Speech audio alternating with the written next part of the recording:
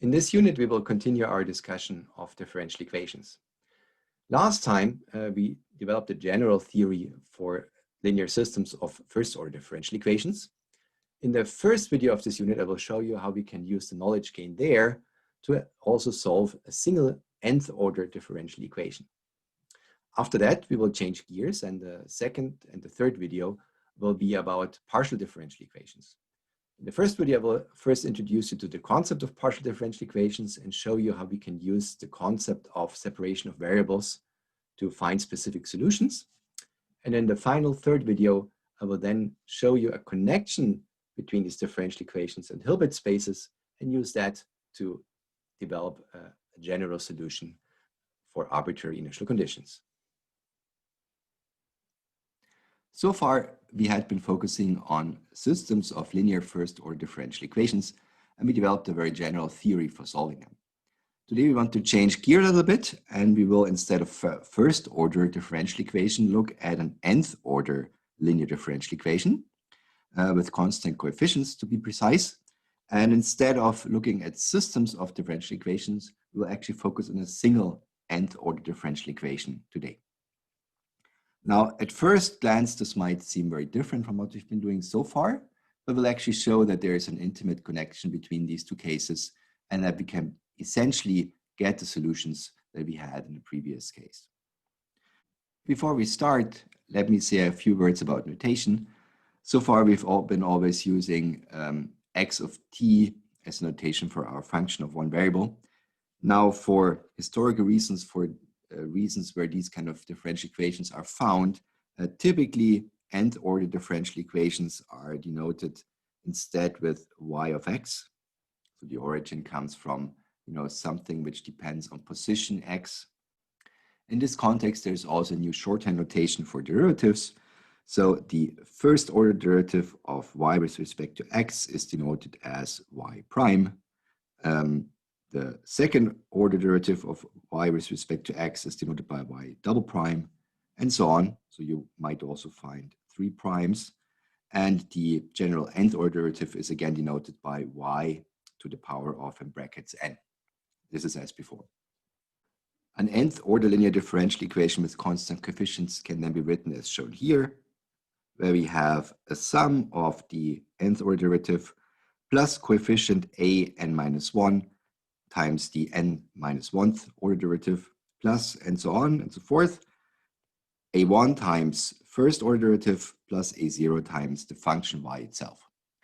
Now you might notice that this is again a little bit different in terms of notation as we had before, because before we always had derivative equals something on the right-hand side, but it just means that we just put everything from the right-hand side to the left-hand side. It's just important to be clear about the conventions, because as what we'll derive in the following will depend on the conventions that we use to define these coefficients a here. And if they were on the other side, there would be a respective minus sign. So for this reason, it is important to stick to a consistent convention. You note that I again talk about the linear differential equation, and what linear again means, as in the previous case, that if I have two solutions that I denote as y1 and y2 here, then if I take a linear superposition, a times y1 of x plus b times y2 of x, this is a solution 2. As in the previous case, we can see that this differential equation is linear by observing that the function itself, as well as all the derivatives, only enter linearly into this equation. As I said, at first glance, that nth order linear differential equation looks different from what we had before. But what I will do now is I will introduce a trick to make a direct connection to the first order linear systems. And for that, we make some definitions, namely we define a vector y, which has n components, y1, y2, up to yn. And I make the definitions that I said that y1 equals to y itself, y2 equals to the first order derivative, and yn equals to the n to the minus 1th order derivative. In order to use these definitions, we just have to be a little bit careful because this index n here is not equal to the order of the derivative, but it's actually the index n means that the derivative is order n to the minus 1. There just we have to be careful.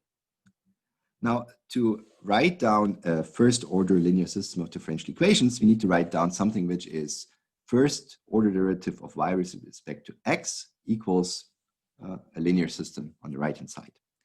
Now, what I did here is I wrote the left hand side, namely the first order derivative of y with respect to x, and because of that I also denote this with a prime here. And what we want now is that this linear system of differential equations equals our original differential equation that I just wrote down here. And well, the first observation is, let's do this term by term. And the first observation is that the nth order derivative of y in the original equation comes to the prefactor 1. So where do we find the nth order derivative in the linear system? Well, this term here is the dx of the n minus 1th order derivative of y. So if I take another derivative, this becomes the nth order derivative of y with respect to x. So we see that, here we made already a connection between these two terms. And now, in order for this equation to hold here, we basically have to write this row of the linear system as exactly this equation. So we do that, and what we do now to make the connection to linear order systems, we bring all of these terms here on the right-hand side. So there will be a minus sign appearing. When we do that, then we get minus a0 times y. We have here y. Now let's look at our definitions because we want to write it with the y1 to yn. Now y, that was y1. Then we have minus a1 times, now we have y prime, but that is in our new notation y2.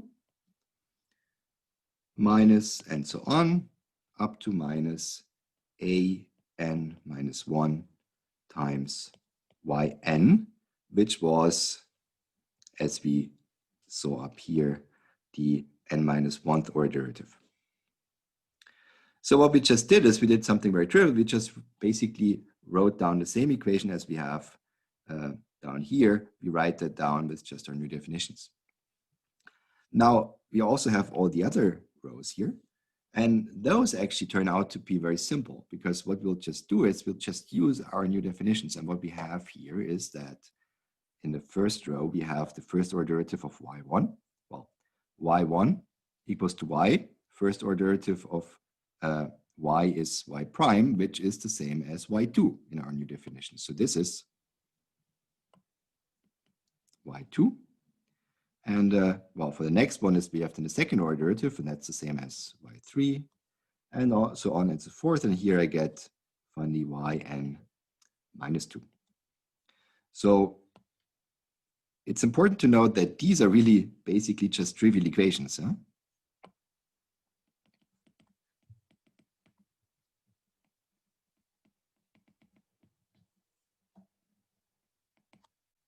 For example, y1 prime equals y2 really just means that y prime equals y prime, which trivially holds. So this is basically the price that we do is in order to get like our single equation to a linear system of first order differential equations, we introduce n minus 1 trivial equations. But then the full thing here that we have, this full thing here is now really just a linear first order system. And for that, we can directly apply the theory that we had before. Now, let me emphasize something here. That's really important. When you solve a nth order differential equation as given down here, you do not need to explicitly write down the corresponding linear system always. You can actually, what this I'm using is just to derive the formulas that you will see in the next slides. So it's not necessary to do that all the time. Still, I want to show you this trick because it can actually be useful, because what you actually observe is that you can do that actually for any kind of system of linear differential equations. You will always be able, by making use of some trivial equations of that kind here can always bring it back to a linear first order system of differential equations. So, if you don't know your way out and you've got a weird system of differential equation which is higher order, you could actually just try to reduce it to a first order linear system of equations. Then you know how to solve it. Now, again, for this case, you will not have to do that explicitly all the time because I'll do the work for you now. Now, the point is, by making this connection to the linear first order systems of differential equations, is that we can use the results that we derived the last time. And in particular, we know that because this is an n by n system, we know that there will be n different solutions. I write down these solutions as y1 up to yn. And these solutions are vectors. And now just thinking back of what the definition of these vectors were, then the first entry was just the function y itself. The second entry was y prime, and then on so forth until the last entry, which was the n to the minus 1's derivative of y. So all of these entries here are not independent.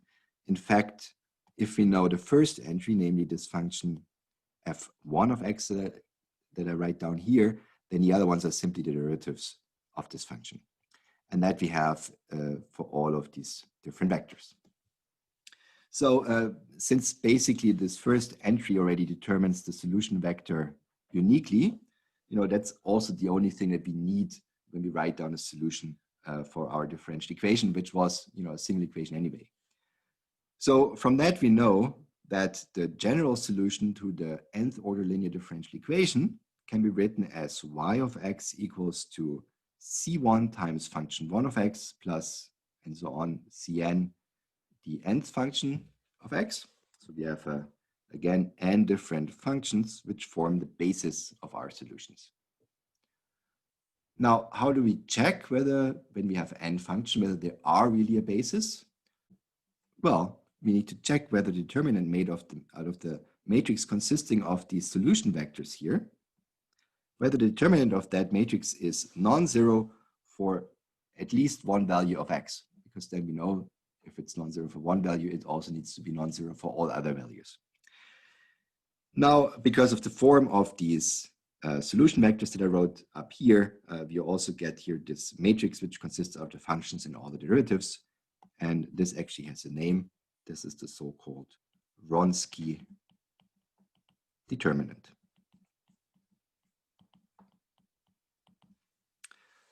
Just to emphasize, as before, this is useful if you found n functions and you want to know, are they really a basis? Check if they're really linearly independent by checking that this Wronski determinant is non-zero. And as in the other case, you may choose the value of x, which makes things easiest for you. Now, so far, this was all general theory only. Now let's actually turn to solving the differential equation explicitly. And what we need to do from our linear systems of differential equations, we know what we need to do. What we need to do is we need to find the eigenvalues of the coefficient matrix.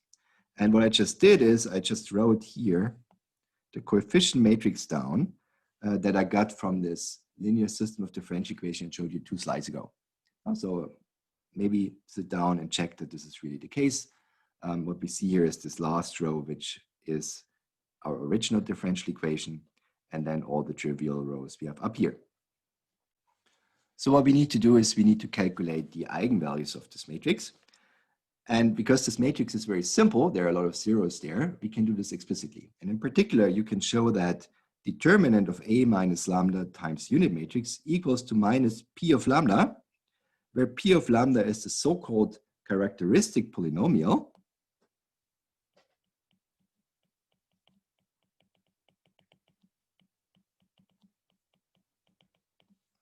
which is defined as lambda to the power of n plus an minus 1 lambda to the power of n minus 1 plus and so forth, a1 times lambda plus a0.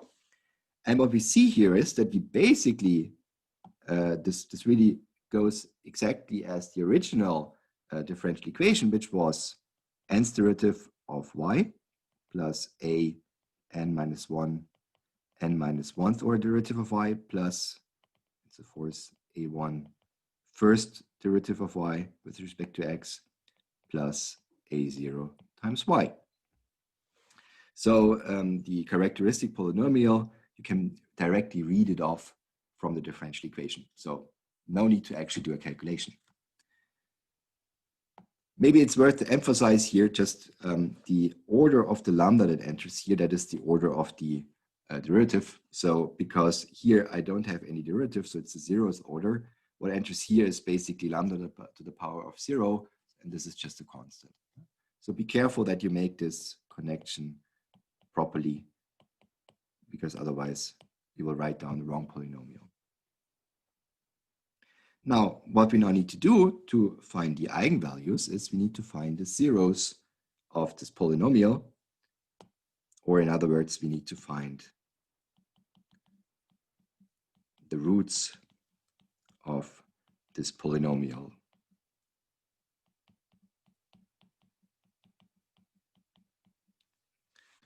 Now, this polynomial P of lambda is nice because we can use the properties that we know about polynomials.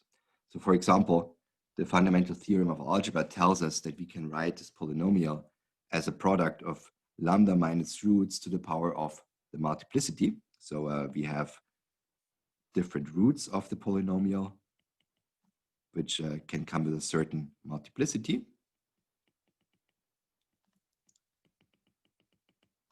And in principle, you do know how to get this. So if you have a polynomial of some high degree, you need to find some root, and then by division of polynomials, you can successively reduce the polynomial to this particular form. And when you do that, then you know both the roots and the multiplicities. Now, just to remind you, if it's an nth order polynomial, then the sum of these multiplicities must equal to n. Now, this basically gives us, when we solve this polynomial for its roots, this gives us the eigenvalues. Then having the eigenvalues, we still need to find the eigenvectors, or the basis solutions. And you can actually find them by observing that, in fact, what you can do is you can rewrite your differential equation in this form. It's a bit of a formal way of writing it, but it's quite clear because, you know, the polynomial was just a one-to-one corresponding between all the terms in the original differential equation. Is that if you replace the variable lambda with ddx, then basically this polynomial gives us directly the form of the original differential equation. In particular, what I can do is I can also plug in this factorization of this polynomial, because it's the same as the original polynomial. And then I will just briefly show you on the next slide. With this, we can easily show that the basis solutions are of the form e to the lambda x for the different roots, lambda that we find. But this is not surprising. This is what we had before, right? So the solution is in the linear systems of first order equation was eigenvector times e to the I eigenvalue times time then. Now we have x instead of time. And well, there is no eigenvector anymore because the first entry in our vector already determined the whole vector, right? So that's why it's just a single function.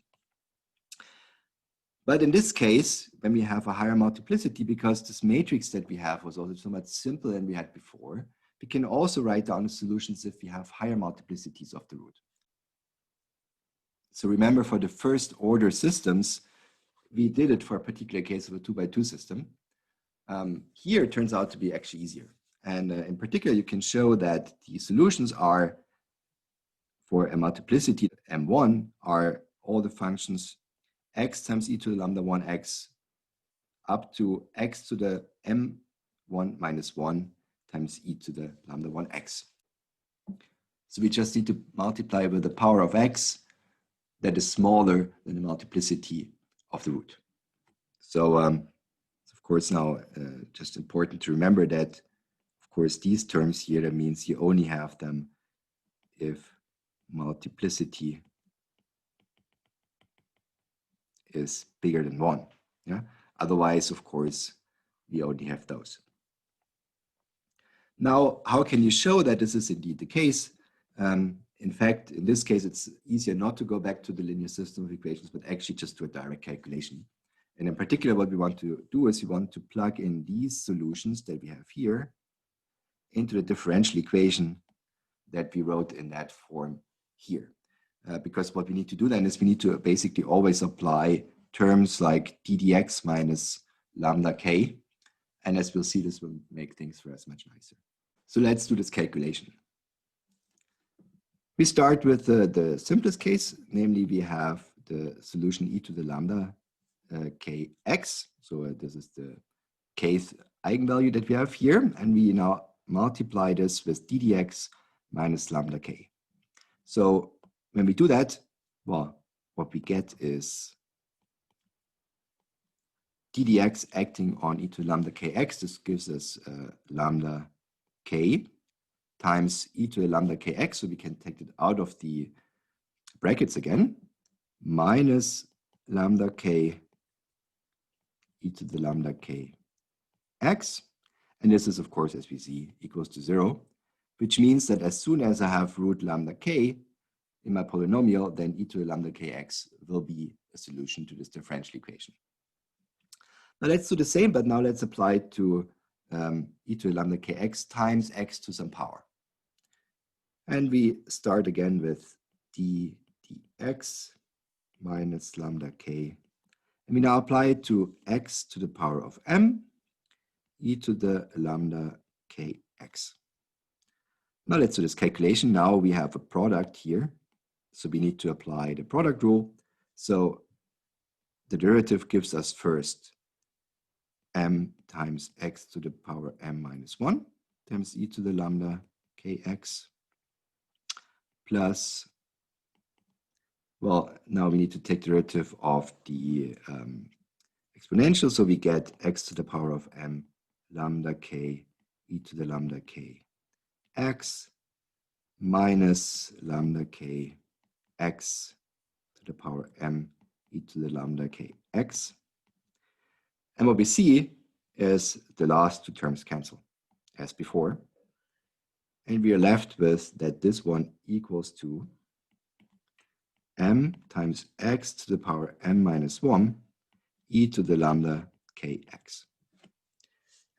And now we see that this is a very simple result, because basically what acting with this operator here on this expression gave us, well, it just reduced the power of x by 1. And with that, we can easily see that if we apply this several times, we get that dx minus lambda k to the power of m acting on xm e to the lambda kx will give us m factorial times e to the lambda kx. Now, if we applied m times, we kill all the powers of x. And that means that now if we apply this just one more time and we do ddx minus lambda k to the power of m plus 1, acting on xm e to the lambda kx, that this is 0. So what we see here is that xm times e to the lambda kx is a solution to our differential equation, so that, you know, this operator acting it gives 0, is a solution if the power of m is smaller than the multiplicity of the corresponding eigenvalue. And this is exactly what I showed you as the basis solution in the slide before. That is that we get all powers of x up to n minus 1, multiplicity minus 1. So this shows that what we wrote down are actually solutions. Now we also have to prove that they're a basis. And, you know, I told you before, we could do that by checking the Wronski determinant. This is also what I advise you to do if you have a particular solution. But it turns out that for this general case that we have here, it's very tedious. So I didn't bother to write it out explicitly because, you know, in a more hand-waving way, what we can actually easily observe is that the basis solutions are linearly independent. Because, you know, if they were not linearly independent, it means that I can express one particular solution, for example, this one here, x times e to the lambda 1 x, in terms of the other solutions. But we can easily see that we cannot obtain that from, for example, any other power of x times e to the lambda 1 x. Or we can also not get that if you have a term like x times e to the lambda 2 some other eigenvalue times x. It should be obvious that indeed this is not possible. And for that reason, this has to be a basis. Now that we have all that background theory, let's finally apply this to an example. And the example that I'm showing you here is a very simple second order differential equation, which takes the form second derivative of y plus e times y equals to 0. What do we need to do? Well, first we need to write down the characteristic polynomial.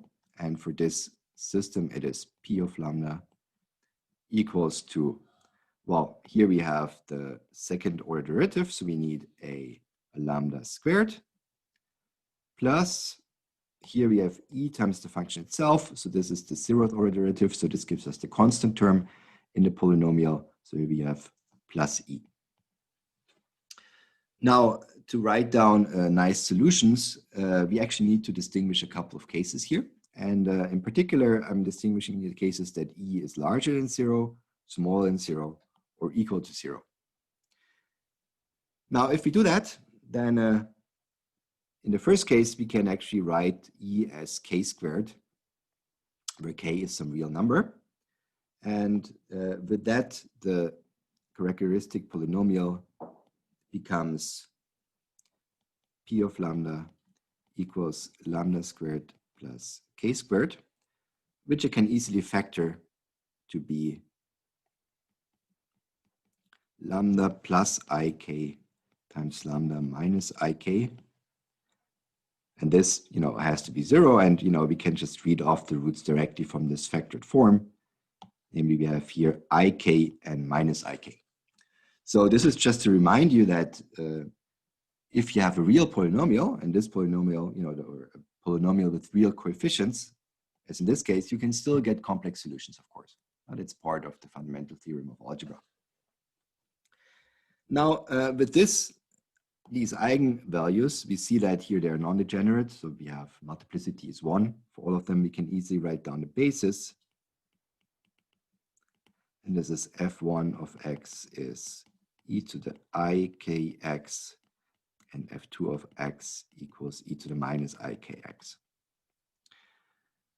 Well, when you see this differential equation in books, sometimes they also write down a different basis. And the reason is that, of course, I can also take a different linear combination of basis vectors. And here you have e to the ikx and e to the minus ikx. If I form the sum or the difference between those, I can get a different basis, which I denote as f1 tilde, which is the cosine kx and the sine of kx. Now, why would you write down a different basis? Well, in this latter basis here, you emphasize that it will still be possible to find real solutions to your differential equation, because in this expression, cosine and sine are explicitly real. Of course, it doesn't matter. You can also start with a different basis, and then if you apply it to your initial conditions, you will find that the coefficients are such that the final result will be real if the initial conditions were real to begin with. Now let's consider the second case. The second case is that e is smaller than 0. In this case, I write minus e equals to kappa squared, where kappa is, again, a positive number. And in this case, p of lambda equals to lambda squared minus kappa squared, which I can factor to be lambda minus kappa times lambda plus kappa. And we again see that we have two non-degenerate solutions with eigenvalues kappa and minus kappa. And for that reason, we find a basis, which is f1 of x equals e to the plus kappa x, and f2 of x equals e to the minus kappa x. Now let's turn to the last case, and that is the case where e equals to 0. And this will be now the case where we get multiple roots, because, well, here, of course, we simply have p of lambda equals to lambda squared, which is of course just lambda minus 0 to the power of 2. So we get eigenvalue 0 with multiplicity 2. Now, again, we need to, for this, we can immediately write down the basis if we know our recipe that we had before. So the first solution is always e to the power of the eigenvalue. So f1 of x equals e to the power of 0 times x, which is just a constant 1. And the second one is x times e to the power of the eigenvalue times x. So again, 0 times x, which is simply x. And with that, we found all the solutions.